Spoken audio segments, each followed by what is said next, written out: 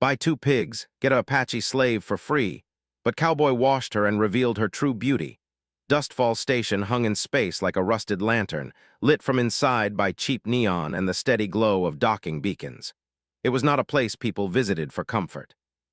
They came for deals that could not happen anywhere official, for cargo that did not fit neatly into laws, and for bargains that always came with hidden costs.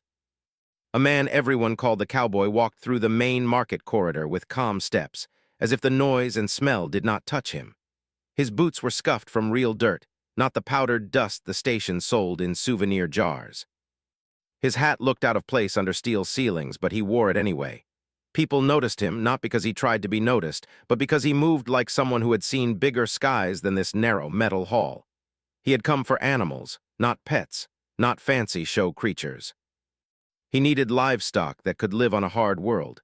He represented a small frontier colony on a dry planet that was still being shaped into farmland. The colony needed strong breeding stock, and they needed it fast. Supply ships from the inner worlds were delayed again, and the colony's last 2 seasons had been poor. If they could not improve their food supply soon, they would spend another year eating ration paste and hoping the next shipment arrived on time. So he was here in Dustfall's market, where almost anything could be found if a person had credits and the stomach for it. Along the corridor, sellers shouted over each other. A woman with bright metal rings on her fingers waved a crate of insects that glowed like tiny blue stars. A tall man with a cybernetic jaw displayed strips of printed meat, promising it tasted exactly like old Earth steak. Farther on, there were cages, crates, and tanks. The air smelled of warm plastic, old oil, and living bodies. The Cowboy stopped at a pen made from welded bars. Inside were 2 pigs the size of small barrels, their skin thick and speckled, their eyes alert. They moved with heavy confidence, as if they knew nobody here could easily push them around. A faded tag on the pen read, DUSTFALLHOGS, salt-tolerant, fast growth, hardy. A seller leaned against the pen, chewing on something. He had a grin that looked like it had learned to survive in places like this. Frontier buyer, the seller said, eyeing the Cowboy's worn jacket. You got that look, these are what you want. I want proof, the Cowboy said. His voice was calm and low, not friendly but not rude either. The seller tapped a small tablet and flicked through files. Gene papers, growth charts, immune profiles. They can eat scrub. They can drink brackish water. They can handle cold nights. You take these, you'll be a hero back home. The Cowboy studied the pigs as the seller talked. They were not afraid. That was good. Fear made animals sick in transit. Fear made them harder to handle. He looked at the paperwork and listened, but he was also listening to the station itself, the way a person could hear trouble in the tone of a crowd. Dustfall had its own rhythm. Hustlers, tired dock workers, smugglers pretending they were regular merchants. He had learned to notice what did not fit. A soft sound came from behind the pen, not a voice, more like the small shifting of cloth. The seller noticed the Cowboy's glance and laughed. Oh, that, don't worry about it. The Cowboy did not look away. Behind the pen, in the thin shadow between crates, someone sat on the floor. A figure wrapped in dull fabric, head lowered. The fabric was layered and dusty, like it had been used as a blanket more than as clothing. A small collar of cheap translation tech hung around the figure's neck, the kind used for basic commands, not real conversation. The Cowboy's eyes narrowed slightly. Who's that? The seller shrugged. An add-on bonus, part of the station deal program. You buy 2 pigs, you get a bonded worker contract at no extra charge. See, makes it easier for folks like you. You're going out where labor is scarce. You get animals and hands. The Cowboy did not like the word hands. He looked at the wrapped figure again. The person did not beg or reach out. That was also a kind of information. Someone who begged at hope. Someone who stayed still like that had learned that begging changed nothing. The Cowboy said, bring them into the light. The seller's grin tightened. Why? They're not worth much, not healthy, probably half broken. Bring them into the light, the Cowboy repeated. A nearby station guard glanced overboard. A deal like this was normal here. The guard's eyes slid away. The seller sighed dramatically like he was doing a customer a favor. He snapped his fingers. Hey, up! The wrapped figure rose slowly, taller than the Cowboy at full height. The movement was careful, controlled, not clumsy, not weak. The figure stepped forward into the edge of the stall's light. Under the layers of fabric, the outline was not human. The joints were slightly different. The shoulders were narrower, the neck longer. The face was mostly hidden by a cloth wrap and a simple mask, but the eyes were visible. Dark, steady, and watchful, the eyes did not dart around like prey. They watched like someone measuring the room. The seller said, "See, Apache." Station calls them Apache sometimes because humans can't say the real word. They're from out past the belt, good at machines, supposedly, but this one's just extra. The cowboy heard the casual way the seller spoke, as if naming a person was the same as naming a tool. He did not react with anger. Anger was expensive in places like Dustfall, but something in him set like stone. He spoke to the figure using the translation collar's basic setting. "Do you understand me?" the collar chirped. Then a voice came, faint and careful, in simple English. "Yes, I understand." It was a woman's voice, or something close enough that the cowboy's mind placed it there. It was controlled, like she had learned not to show emotion in her tone. "What is your name?" he asked. The seller snorted. "Name doesn't matter, contract has a number." The cowboy ignored him. He kept his eyes on her. "Your name," he said again, not louder, just firmer. The collar chirped again. There was a pause long enough that the seller started to roll his eyes. Then she answered, "My name is Surrey." The cowboy nodded once, acknowledging it like a handshake. "Surrey," he repeated, so the sound sat in the air as something real. Surrey stood still. She did not relax, but her eyes changed slightly, as if a door inside her had moved by a small amount. It was not gratitude exactly. It was surprise. The cowboy turned back to the seller. "Show me the contract." The seller pulled up a document with quick taps, smug again because paper was power here. "Standard bonded service. Transfers with purchase. You sign, you take pigs and worker. Worker contract is 30 months or until debt is paid. Housing, basic food, no wages until debt is clear. Standard." The cowboy read. His face did not change, but his attention sharpened. There were clauses about obedience, restricted movement, penalties for non-compliance. A line about cleaning and presentation that made his jaw tighten. The contract treated Surrey like equipment. He looked up. "What's the debt?" The seller smiled.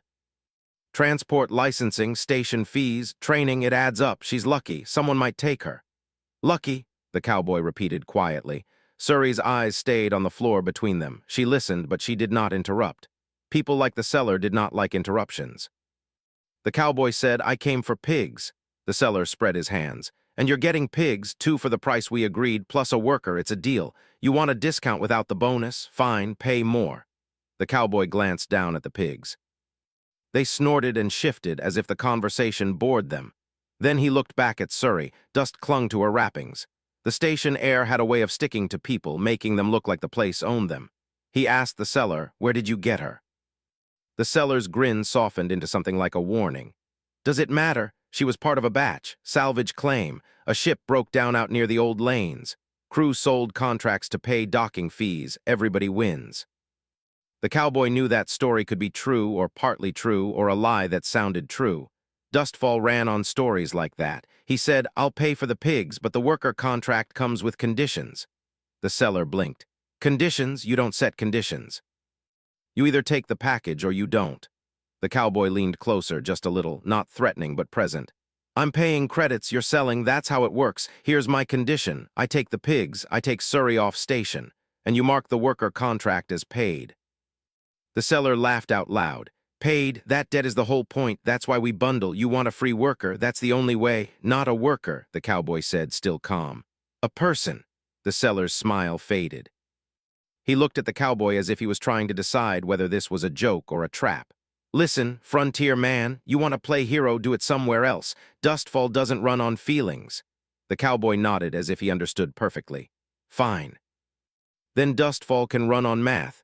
He tapped his wrist pad and displayed a credit amount. It was higher than the pig price, not wildly higher, but enough to be serious. The seller's eyes flicked to the number. His mouth opened a little. "That's extra."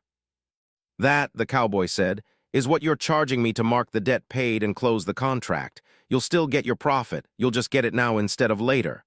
The seller hesitated. He licked his lips. He glanced toward the board guard again, then toward a camera bubble in the ceiling. This station liked money. It liked smooth deals.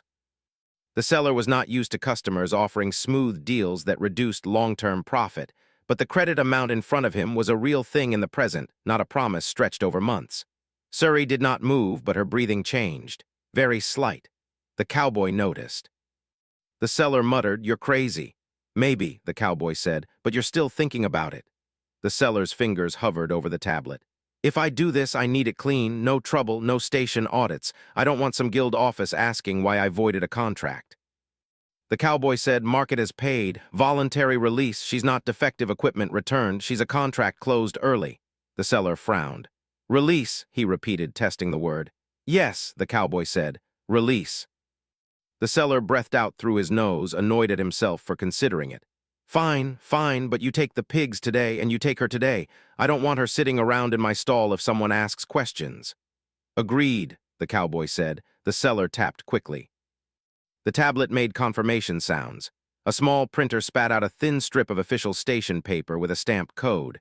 Dustfall loved stamps. It made everything feel legal. The seller shoved the paper toward the cowboy. "There, done. You're a saint or a fool, probably both." The cowboy took the paper and scanned it. He read the line that mattered. Contract status, settled. Service obligation, null. Movement restriction, removed. He folded the paper and put it inside his jacket. Then he turned to Surrey. "You're coming with me," he said. "Not as property, not as a tool, as yourself, do you understand?" The caller chirped softly. Surrey lifted her head. Her eyes met his for the first time fully. "I understand," she said. The words were plain, but the meaning behind them was heavy. She did not smile. She did not thank him. She looked like someone who had learned that thanking too early could bring punishment or disappointment. The cowboy understood that too. He pointed at the pigs. "Those two are mine," he told the seller. "Have them delivered to Dock 12. Carrier cages, not cheap rope. If they arrive hurt, you refund." The seller grumbled, but he nodded. "Dock 12, yeah, you got it." The cowboy turned away from the stall and walked down the corridor. He did not look back to see if Surrey followed. He did not want to treat her like she needed to prove anything, but he listened for footsteps. After a moment, he heard them. Light steps, careful, matching his pace, but not too close. As they moved through the market, people stared. Some looked amused, some looked annoyed. A few looked curious. Dustfall didn't often see someone pay money to close a contract instead of profit from it. They passed a stall selling water filters, another selling second-hand ship parts. The cowboy's mind stayed on practical things. Dock 12, cargo handling, paperwork. His ship's small hold was not built for pigs, but he had made room. He had prepared for livestock. He had not prepared for this. He glanced sideways. Surrey kept her gaze forward. The fabric around her face hid most of her features, but the way she held herself said she was listening to everything. "You hungry?" he asked, keeping his voice level. The caller chirped. "I have eaten," Surrey said. That was not an answer, not really. It was a safe sentence. The cowboy nodded. "When we get to my ship, you can eat again if you want. Real food, not paste." Surrey's eyes flicked toward him for a second, then back forward. "I will consider," she said. That made him almost smile, because it sounded like the closest thing to humor she could manage right now. They reached the docking corridor where the air was colder and cleaner. The noise changed from shouting merchants to distant engine hum. His ship was not big. It was a working ship, painted dull gray, with scratches along the hull like scars from hard landings. The name on the side read, Prairie Wind. At the ramp, the cowboy paused and looked back at Surrey. "Before we go in," he said, "one more thing. On my ship there are rules." "Simple rules," Surrey waited. "No one touches you without your permission," he said. "No one orders you like a machine. If you want to work, you can. If you don't have to. You choose. And if you want to leave when we reach a place where you can safely go, we will talk about it." Surrey's hands tightened slightly under her sleeves, then relaxed. "Why?" she asked. It was a small word, but it carried a big question. Why would a stranger spend money like that? Why would he talk like that? Why would he give choices? The cowboy looked at the ship's ramp, then out at the docking bay where Dustfall Station's metal bones stretched into darkness. He answered in the simplest truth he had. "Because it's the right thing," he said. "And because my people survive by helping each other. That's how we made it to the stars, not by buying each other." Surrey's eyes did not soften exactly, but they changed again like another hidden door moved. "I understand the words," she said carefully. "I do not yet understand the world," the cowboy nodded. "That's fair," he said. "Let's start with the ship, one step at a time." Surrey stepped onto the ramp. Her foot touched the metal like it was something sacred or dangerous. Then she kept going. Behind them, Dustfall Station continued its business. Deals were made. Contracts were signed. People traded living things as if life was just another cargo. But on Dock 12, a small shift had happened. A contract had been closed. A person had been named. And a cowboy had walked away with 2 pigs and a stranger whose story was clearly much larger than a market stall. As the ship's inner door hissed open, the cowboy already knew something important. The pigs might save the colony's food supply. But Surrey might change the colony's future. The prairie wind pulled away from Dustfall Station with a low, steady hum. The stars outside the cockpit window stretched into thin lines for a moment, then settled back into sharp points of light as the ship entered open space. The cowboy sat in the pilot's chair, one hand resting on the controls, the other on a cup of warm drink he had poured from the ship's small heater unit. He liked the quiet after a place like Dustfall. Space had a way of clearing the noise out of a person's head. Behind him, in the cargo section, the 2 pigs had already begun exploring their new pens. They snorted and bumped into the metal sides, testing the space, then settled into a slow, heavy rhythm of movement. Their sound was oddly comforting, like the steady breathing of something alive and solid. Surrey stood near the doorway between the cargo area and the main cabin. She had not moved much since stepping onto the ship. The ramp had closed behind her, sealing Dustfall Station away. She stood as if she expected the floor to disappear or the walls to change shape. The prairie wind was small, but it was clean. The air smelled like metal, warm circuits and something simple cooking. The cowboy turned in his chair and looked at her. "You can come in," he said. "You don't have to stay by the door." Surrey took a few careful steps forward. Her eyes moved over everything. The control panels, the seats, the small table bolted to the floor, the narrow sleeping area at the back. Her gaze was not greedy or excited. It was focused, like someone learning the shape of a new world. He pointed to a storage locker near the wall. "There are clothes in there, human clothes. They might not fit perfectly, but they're clean if you want them." Surrey paused. "I am allowed to change?" she asked. "You're allowed to do what you want," he replied, "as long as you don't break the ship or throw the pigs out an airlock." She tilted her head slightly, as if she was deciding if he was joking. The translation collar chirped softly. "I will not throw the pigs," she said. The cowboy smiled just a little. "Good, they're important." Surrey walked to the locker and opened it. Inside were simple shirts, loose pants, boots, and a few blankets, nothing fancy. The kind of things a person wore to work, not to impress. She reached out and touched the fabric of a shirt with careful fingers, like she was checking if it was real. "I will change," she said, "but I do not know how your clothes work." "I can explain," he said, "or I can leave the room." Surrey thought for a moment. "Please explain first." So he did.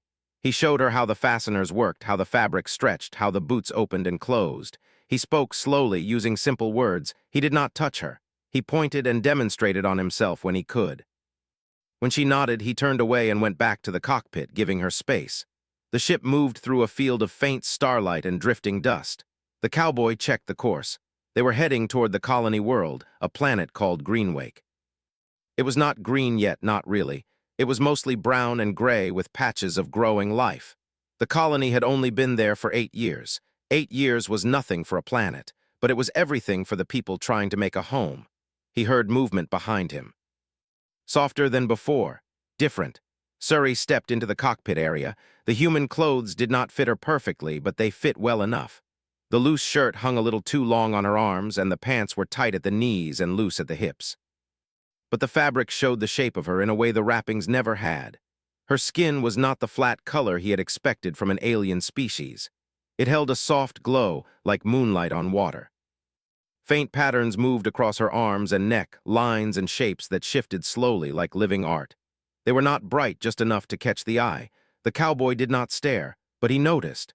Surrey noticed him noticing. She straightened slightly. "Is this acceptable?" she asked. "Yes," he said. "It's good, you look comfortable." She looked down at herself. "I feel lighter," she said. "The wrappings were heavy." "They looked heavy," he replied. She walked closer to the cockpit window and looked out at the stars. Her breath caught just a little. "I have seen space before," she said, "but not like this, not free." The cowboy leaned back in his chair. "Where did you see it before?" "In transport holds," she said. "Through small windows or on screens," he nodded. "This is better." They stood in silence for a moment, watching the slow turn of the universe outside. Surrey spoke again. You said my people were called Apache. That is not our word. I figured, he said. What is your word? She paused, like she was deciding how much to share. We call ourselves the Sorali, she said. It means those who build bridges. The cowboy raised an eyebrow. That's a good name. It used to be, she replied. He did not push. He had learned that some stories came out when they were ready, not when they were asked for. He pointed toward the small table. You want food now? Suri hesitated, then she nodded. Yes, I would like to try. He heated a simple meal pack, real protein, grains, and vegetables grown in station farms. It was not home cooking, but it was better than paste. He set the bowl in front of her and handed her a spoon. Suri studied the spoon like it might be a trick, then she copied the way he used it. She took a small bite. Her eyes widened just a little. This is warm, she said.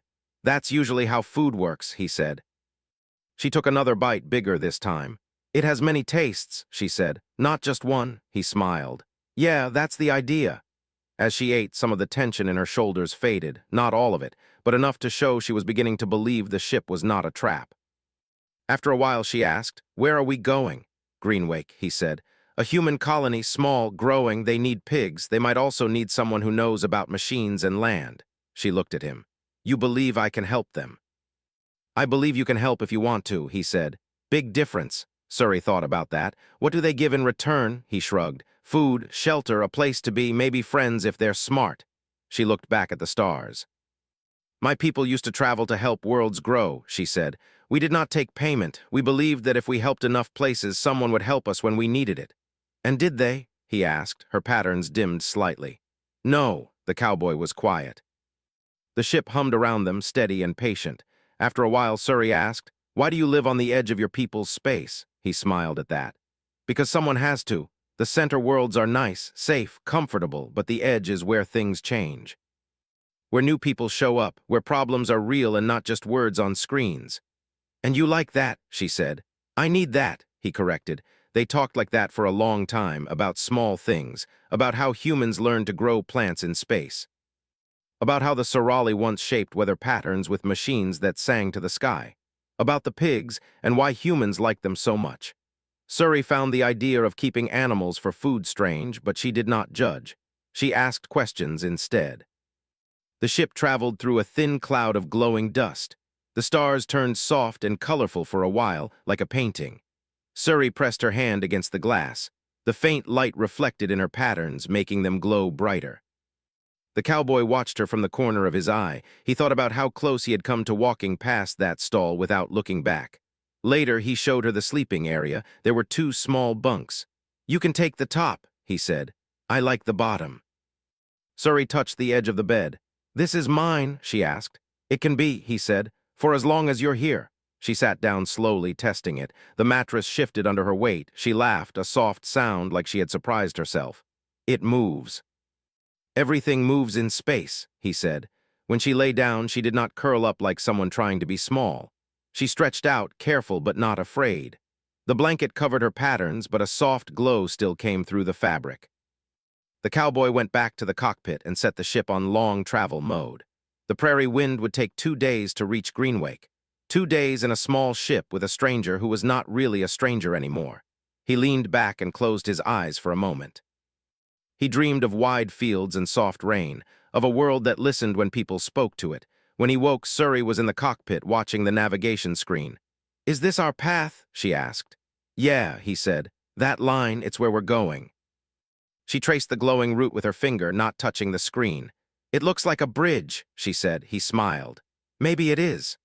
As Greenwake grew closer, the planet filled more of the window. Brown land, blue water, thin green lines where farms had taken hold. The colony's small orbital station blinked in the dark like a single eye. Suri's patterns brightened. It is young, she said. The world is still deciding what it wants to be. Yeah, the cowboy said. So are we. They docked with a soft clunk. The station doors opened. The air of Greenwake's orbit station was fresh, carrying the smell of plants and clean water. It was nothing like dustfall.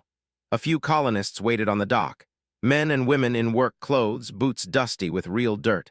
They looked at the pigs first, as most people did. Then they looked at Suri. There was a pause. The cowboy stepped forward. This is Suri, he said. She's with me. Suri stood beside him, her back straight, her eyes steady. One of the colonists, a woman with gray hair and kind eyes, stepped closer. "Welcome to Greenwake," she said slowly, clearly. "Anyone with him is welcome here." Surrey listened to the translation caller. She nodded. "Thank you," she said. "I hope to be useful." The woman smiled. "We don't measure people that way here," she said. "But if you want to help, we won't stop you." As the pigs were unloaded and the small group moved toward the station doors, Surrey looked back at the prairie wind. The cowboy noticed. "It'll be here," he said. "Ships don't run away." She considered that. "People do," she said. "Sometimes," he agreed, "but sometimes they stay." Surrey followed him into the station, into the warm air and the sound of human voices and the promise of a world that was still becoming itself. For the first time in a long while, she did not feel like cargo. Greenwake's sky was pale blue, thin and wide, like the planet was still learning how to breathe. The sun hung low and gentle, warming the land without burning it. From the small hill near the landing field, the colony spread out in simple shapes. Long greenhouse domes, wind towers turning slowly, and lines of dark soil where plants struggled and grew at the same time. Surrey stood at the edge of the field and watched the wind move across the crops. The leaves bent together, like they were listening to a quiet voice. Her patterns glowed softly in the sunlight, changing with her thoughts. The human workers nearby pretended not to stare, but they noticed. Everyone noticed. She was different, and in a small place like Greenwake, different always stood out. The cowboy stood a few steps behind her, arms crossed, boots planted in real dirt. He liked this part. The feeling of land under his feet, the sound of wind instead of engines. "You feel it, don't you?" he said. Surrey nodded. "The world is speaking," she replied. "But it is tired," he smiled. "That makes two of us." The colony leader, a woman named Mara, walked toward them. Her clothes were practical, her hands stained with soil that no amount of washing ever fully removed. She had the look of someone who carried a lot of responsibility but did not complain about it. "We're glad you made it," she said to the cowboy. "The pigs are already making friends with the mud." "They usually do," he replied. Mara turned to Surrey. "And you must be the one who came with him." "My name is Surrey," she said clearly. Mara nodded. "Welcome, Surrey. We don't get many visitors who aren't here to sell something." Surrey looked at the fields. "I am not here to sell," she said. "I am here to see if I can help." Mara raised an eyebrow. "That's a good answer. Come with me. There's something you should see." They walked past the main buildings and out toward the edge of the farmland. The ground changed there. The soil became thin and pale, cracked in places. Small plants tried to grow but failed more often than they succeeded. "This is our problem," Mara said. "The land doesn't hold water well. We can keep it alive, but we can't make it strong. Not yet." Surrey knelt down and pressed her hand against the soil. She closed her eyes. The patterns on her skin brightened and moved faster, like light dancing on water. "The ground is young," she said. "It has not learned how to keep what it is given." Mara blinked. "We've had experts from 3 systems tell us it's just bad luck with the planet." Surrey shook her head. "It is not bad, it is unfinished." The cowboy watched quietly. He had seen people talk about land before, but never like this. Surrey stood up. "May I try something?" she asked. Mara looked at the cowboy, then back at Surrey. "If it doesn't break anything important, go ahead." Surrey walked a short distance away and asked for a simple tool. One of the workers handed her a small digging rod. She pressed it into the soil, making a narrow hole. Then she placed her hands around it, not touching the ground directly. She closed her eyes again. The air felt different, not dramatic, just a small change like the moment before rain. The wind slowed. The leaves in the fields stopped moving for a breath. Surrey whispered words in her own language. The translation caller stayed silent. Some sounds were not meant to be turned into other words. The ground around the hole darkened, just a little. Moisture rose from deeper layers of soil, drawn upward. It was slow, gentle, like the land was being invited instead of forced. Mara's mouth opened slightly. "What did you do?" I asked, Surrey said. The cowboy let out a low whistle. "I should try that with my ship sometime." Surrey smiled at that, a real smile, small but clear. Over the next few days, Surrey worked with the colonists. Not over them, with them. She walked the fields, listened to the wind, touched the water systems, and watched the machines that tried to make the planet behave like Earth.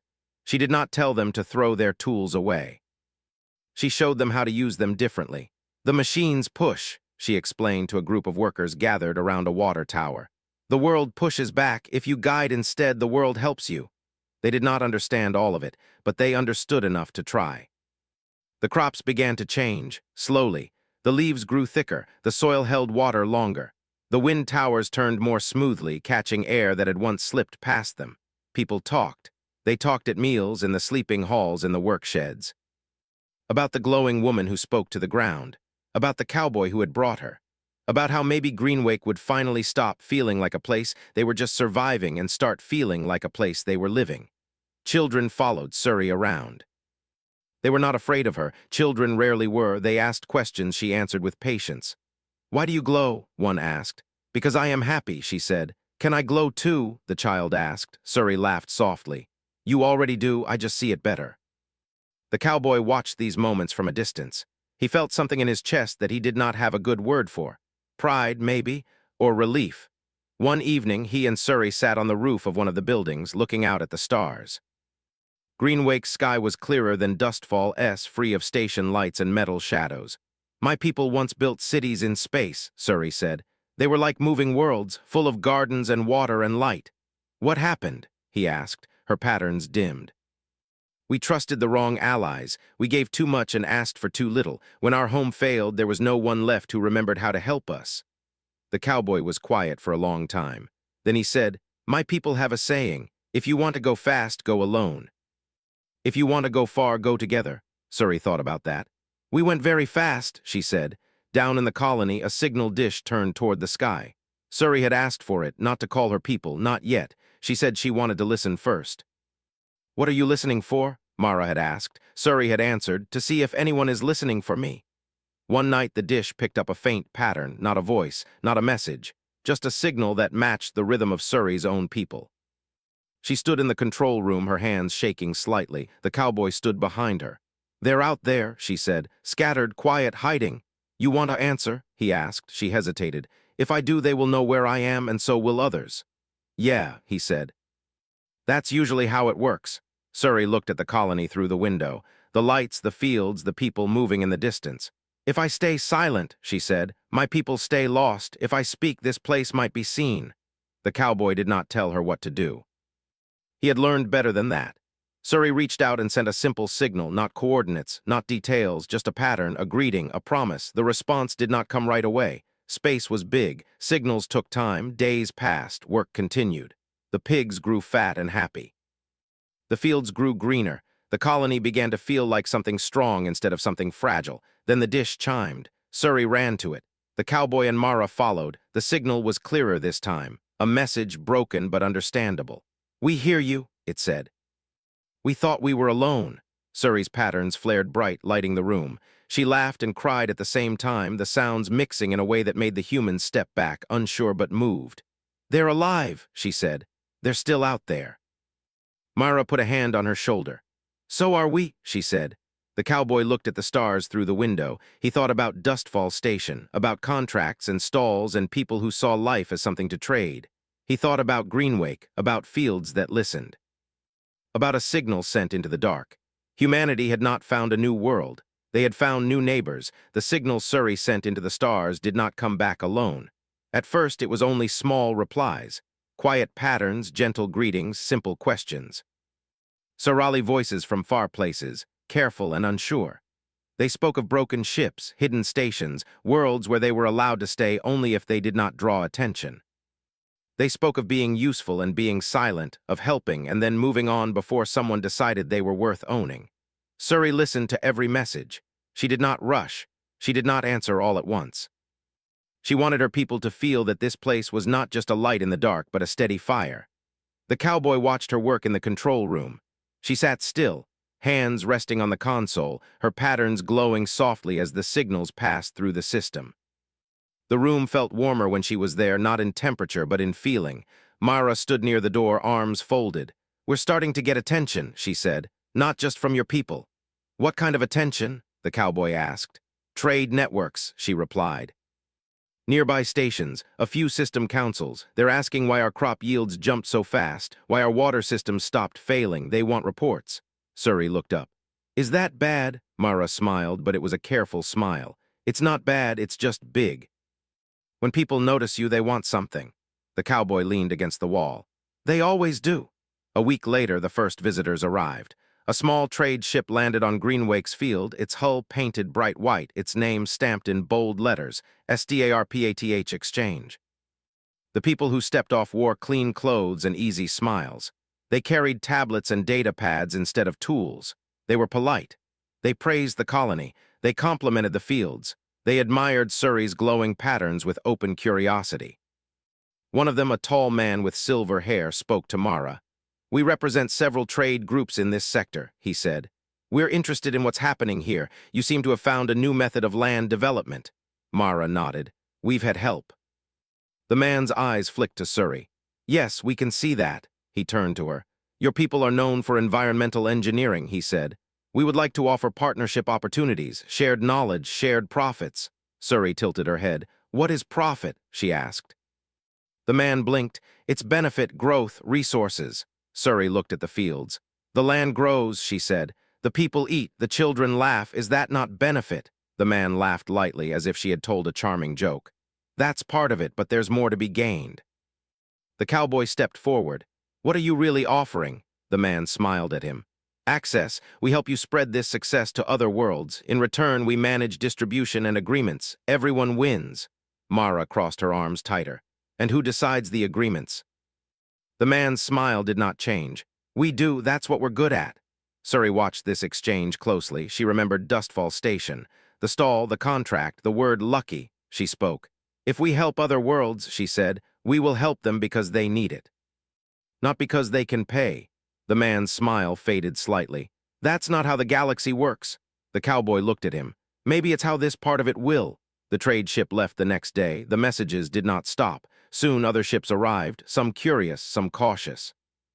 Some clearly disappointed when they realized Greenwake was not interested in becoming a controlled resource. Surrey's people began to respond more strongly now. Sorali ships, small and worn, started appearing at the edge of the system.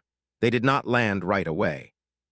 They watched from a distance, unsure if this was truly a safe place. The first Sorali ship to land was called the Gentle Path. Its hull was scarred and patched, but clean. When the ramp opened, a group of Sorali stepped out. Their patterns glowed in nervous colors, shifting fast. Surrey ran to them. She did not stop herself. The cowboy and Mara followed at a respectful distance. The Sorali greeted each other by touching foreheads lightly, a quiet, shared moment of relief. "We thought you were gone," one of them said. "I was lost," Surrey replied. "Now I am found." They looked at the humans behind her, the fields, the buildings, the children watching from a distance. "You live with them?" another Sorali asked. "I live among them," Surrey said. "They do not own me, they do not trade me." The Sorali exchanged looks. Hope and fear mixed in their glowing patterns. More ships came in the following days, not just Sorali, other species too. Some who had heard the stories, a place where help was given without contracts, where knowledge was shared instead of sold. Greenwake grew busy.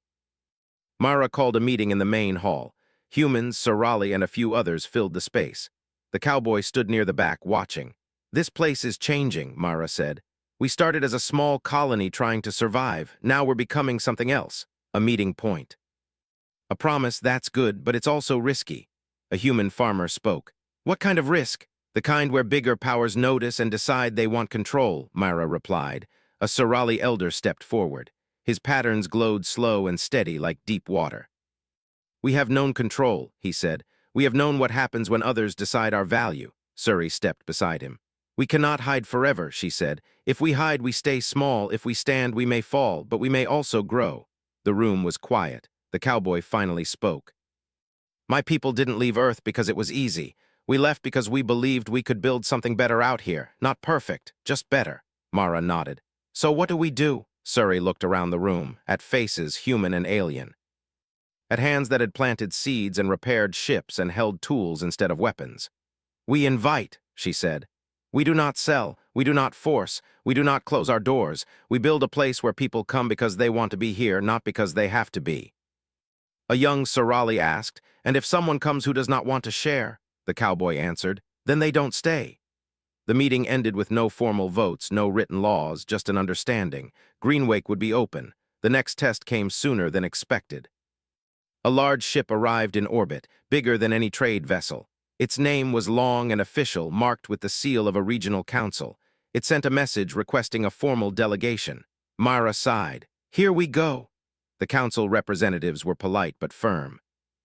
They spoke of regulations, of oversight, of protecting smaller communities from exploitation. We propose to place Greenwake under council guidance, one of them said. This will ensure fair use of your unique resources. Surrey listened carefully. Who will guide the council? She asked. The representative paused. We guide ourselves. The cowboy crossed his arms. That's usually the problem. The council offered infrastructure, defense systems, trade routes. In exchange, they wanted authority over who could land, who could stay, and how Surrey's methods were shared. Mara looked at Surrey. This is your call as much as ours. Surrey stepped forward. Her patterns glowed bright, steady, like a sunrise. My people built bridges, she said. But bridges go both ways. If you stand in the middle and charge a toll, it stops being a bridge. It becomes a wall. The council representative frowned. You are making a mistake. Maybe, Surrey said, but it will be our mistake to make. The council ship left, slowly. Not angry, not friendly, just watchful. That night the cowboy and Surrey sat by the fields. The crops rustled in the soft wind. You just told a powerful group to go away, he said.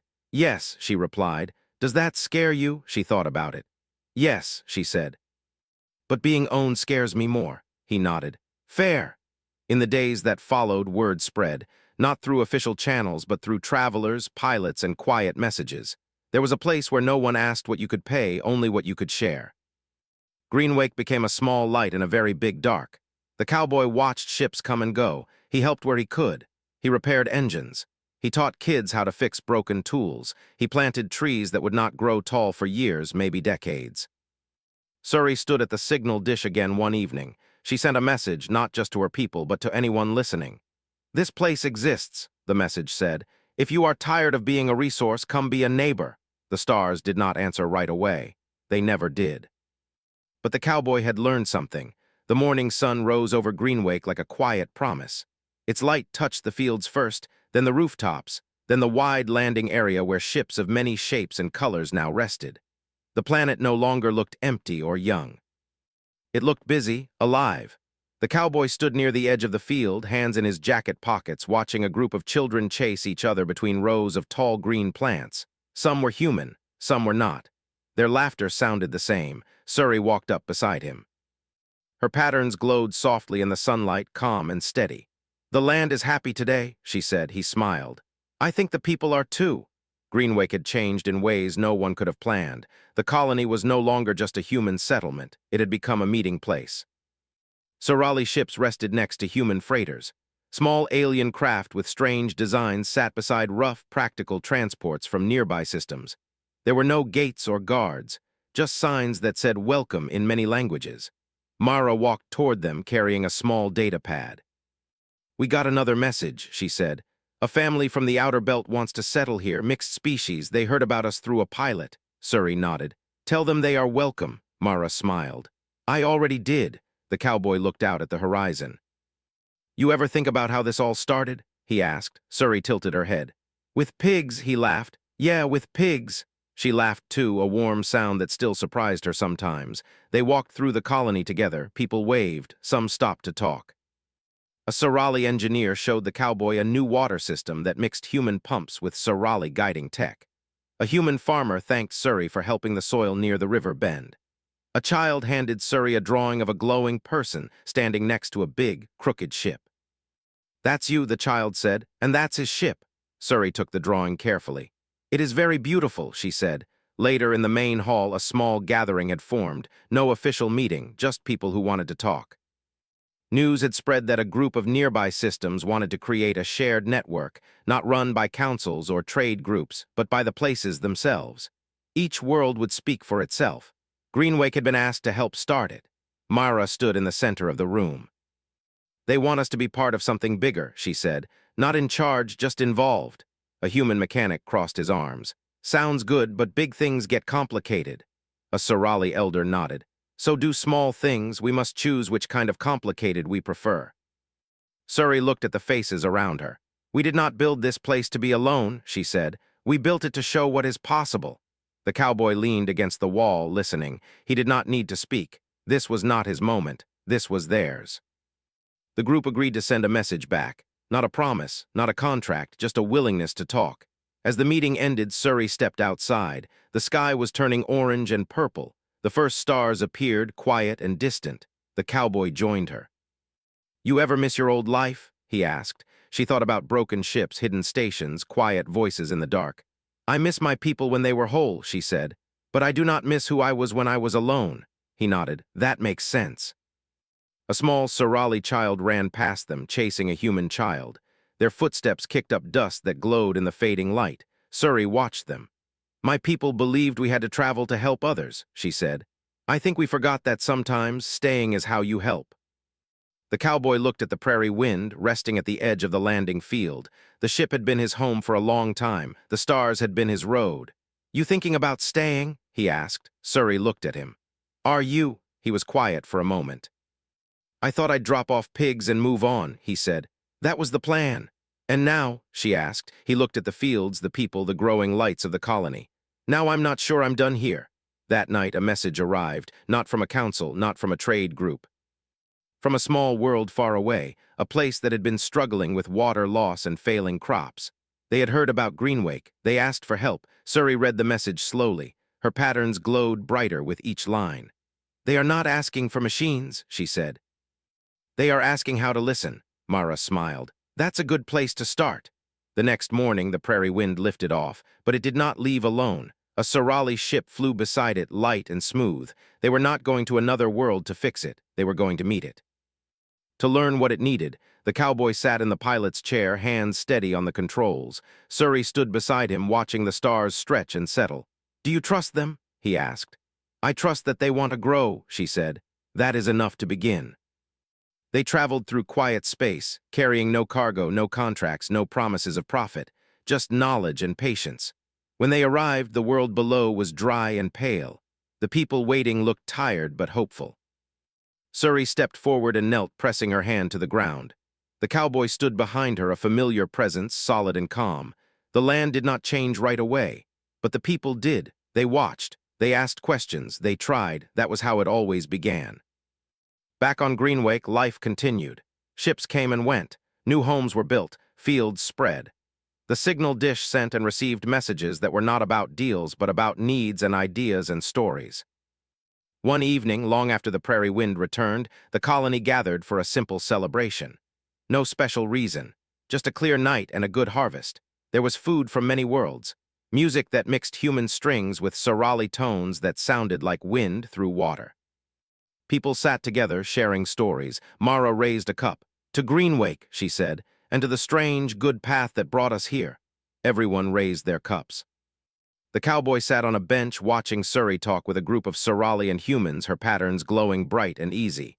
He felt that familiar feeling in his chest again. Pride, relief, maybe something like home. Surrey came over and sat beside him. "You look thoughtful," she said. "I am," he replied. "I was thinking about Dustfall Station." She frowned slightly. "Why?" "I was thinking about that stall," he said, "about how easy it would have been to walk past." Surrey looked down at her hands. "And you did not." "No," he said, "I didn't." They sat in comfortable silence for a while. Finally, Surrey spoke. "My people used to say that beauty was not how something looked," she said. "It was how something treated others." He smiled. "That's a good saying." She looked at him. "I think your people understand that, even if they don't always say it." He leaned back and looked at the stars. "We try." A small ship flew overhead, its lights blinking softly as it headed toward the landing field. Another visitor, another story. Surrey stood. "I should go welcome them." The cowboy stood too. "I'll walk with you." They moved toward the lights side by side. Greenwake was no longer just a place on a map. It was a choice. A choice to see people instead of resources, to build bridges instead of walls, to listen instead of command. Far out in the dark, other worlds watched the small, steady light and wondered. And on one young planet under a wide, breathing sky, a cowboy and a Somali walked forward together, not because they had to, but because they wanted to. The future was not perfect, but it was open.